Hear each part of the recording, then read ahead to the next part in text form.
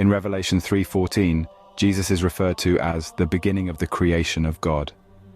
The Watchtower interprets this to mean Jesus was the first creation of God.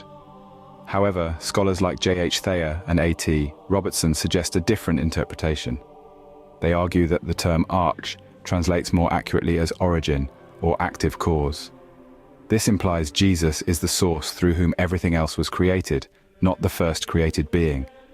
This interpretation aligns with John 1:3, where it is stated, "All things were made through him, and without him was not anything made that was made."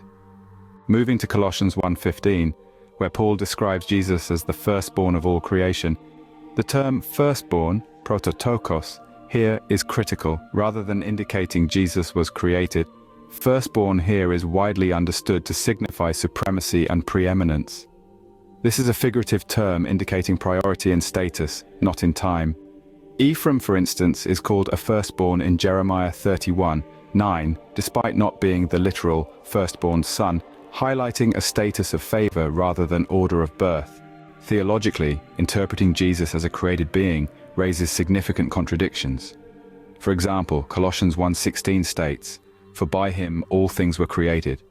If Jesus were a created being, the absurd conclusion would be that he created himself. The New World Translation attempts to circumvent this by inserting the word "other" into this verse, a modification not found in original Greek manuscripts and widely disputed by biblical scholars.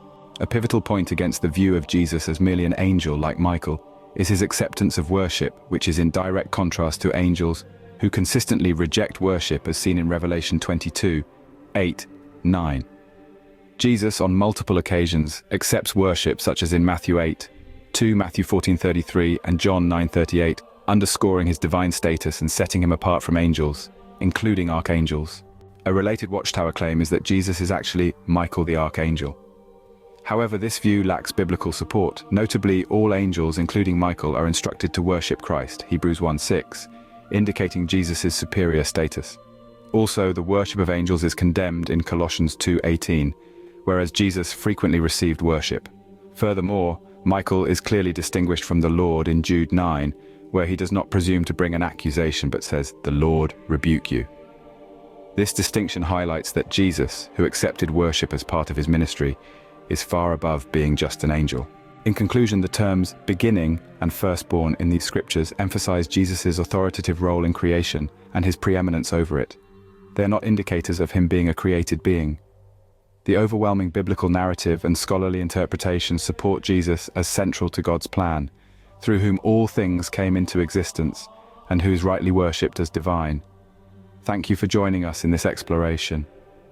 Understanding these verses in their proper context helps clarify the mainstream Christian view of Jesus' nature and role in the divine framework.